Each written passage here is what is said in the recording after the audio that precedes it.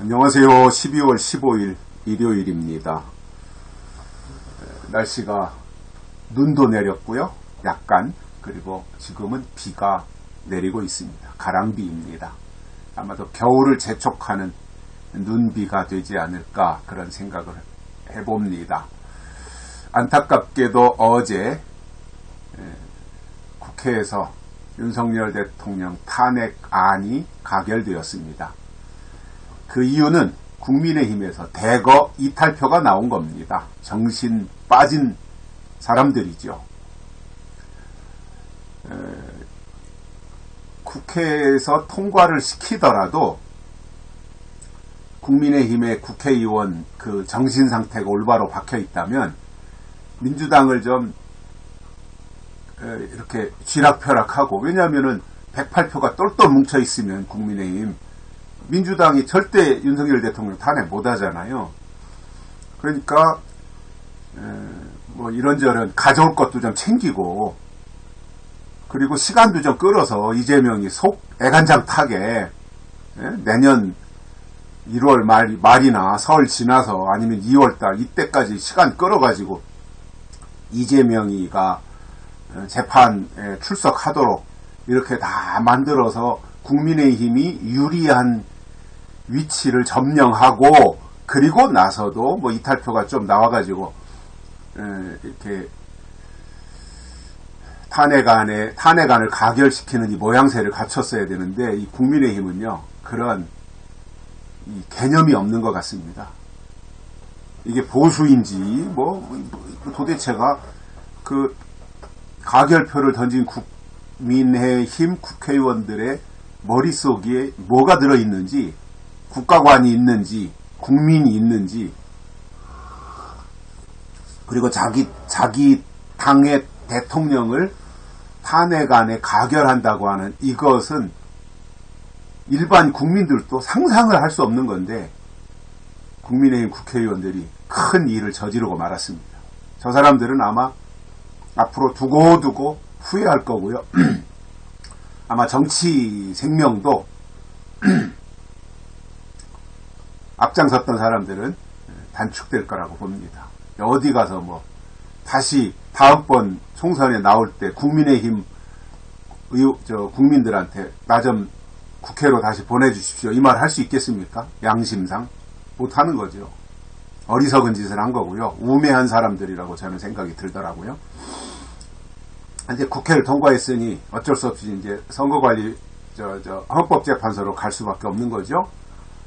근데 제가 13일 날도 방송해드렸던 것처럼 국회에서 막아야 된다.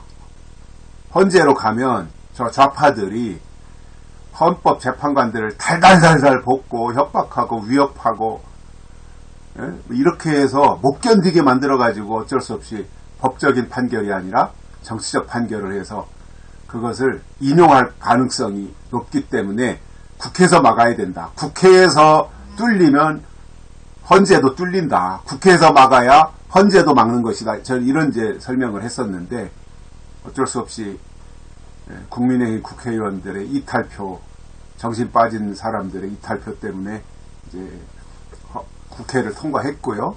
탄핵안이 헌법재판소로 넘어갔습니다. 그래도 기대가 되는 것은 윤석열 대통령이 투지가 꺾이지 않았다는 거죠. 이미 국회를 통과할 것을 예상을 하고 내가 끝까지 헌법재판소에 출석해서 변론하겠다, 싸우겠다, 이런 표현을 했잖아요.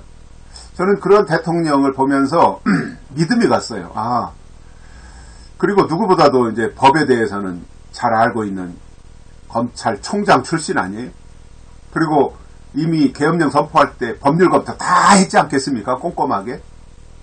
그래서 아무 문제 없다 자신하고 계엄령도 했던 거고, 그리고 두 번째 국회에서 윤 대통령 탄핵안을 투표할 때 두 번째는 통과하겠구나라고 하는 것을 아마 어느 정도 예상을 했던 것 같아요, 대통령이. 그래서 그러한 담화문을 금요일 날 발표를 했고요. 그래서 대통령이 이제 헌법재판소에 그 판결, 변론하는 그 모든 과정을 TV 중계하자고 요청했잖아요. 자신 있다는 거죠, 그만큼. 그리고 이제 국회 측에서 변호사들이 나올 거고요. 국회 측에서 선임한. 근데 이제 제가 그동안 쭉 지켜보니까 좌파 변호사들이 실력이, 능력이 떨어지더라고요. 법률 지식이 많이 떨어져요. 좌파 쪽 변호사들이. 그래서 좌파 쪽에서, 민주당 쪽에서 선임하는 국회의원, 변호사들이 몇 명 출석해서 탄핵을 인용해야 된다고 하는 논리를 펼칠 거고요. 윤석열 대통령과 또 대통령실에서 선임한 변호사들이 같이 이제 합세해가지고 변론을 할 텐데, 저는 기대가 돼요. 윤석열 대통령의 그 변론이 TV를 통해서 국민들에게 생중계가 된다면, 야, 볼만하겠다. 대통령이 얼마만큼 헌법재판관들을 설득시키고 해서 이것이 법률 위반이 아니다. 내란이 아니다. 이건 정당한 대통령의 권한 행사다. 헌법에 위배된 것이 아니다. 그것을 계속해서 설득하면 되잖아요. 피력하고. 그리고 국민들이 알게 하고 재판관들을 설득하고. 그러면 윤석열 대통령 살아 돌아올 가능성이 저는 훨씬 많다고 봐요. 다만 정치재판을 할까봐 박근혜 대통령 때 했던 것처럼, 박근혜 대통령도 뭐 잘못한 게 없었잖아요. 뭐 최순실 문제, 태블릿 PC니 뭐 이런 거 다 방송에서, 언론에서 떠들어대는 것 가지고 재판관들이 정치재판을 한 거죠. 뭐 헌법을 사수할 의지가 없다. 헌법을 수호할 의지가 없다는 그 이유로 탄핵을 인용한 거잖아요.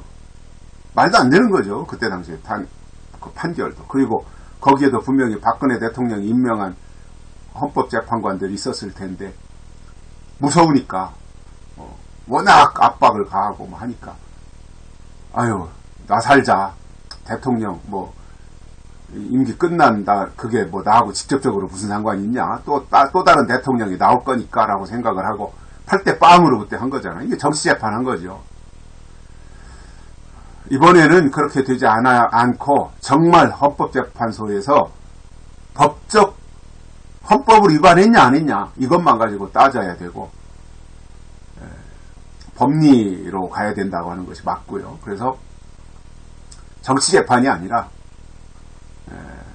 법률을 위반했냐 안 했냐 이것만 가지고 따진다면 저는 윤석열 대통령이 반드시 복귀할 것이라고 봅니다. 그래서 헌법재판관들에게 정식으로 요청합니다. 기회주의 따라서 자기 안위 생각하고 정치적 판결하지 말고 법률을 정확하게 헌법을 근거로 해서 법리 재판 그리고 결과를 산출해 내기를 바랍니다. 여기까지 하겠습니다. 고맙습니다.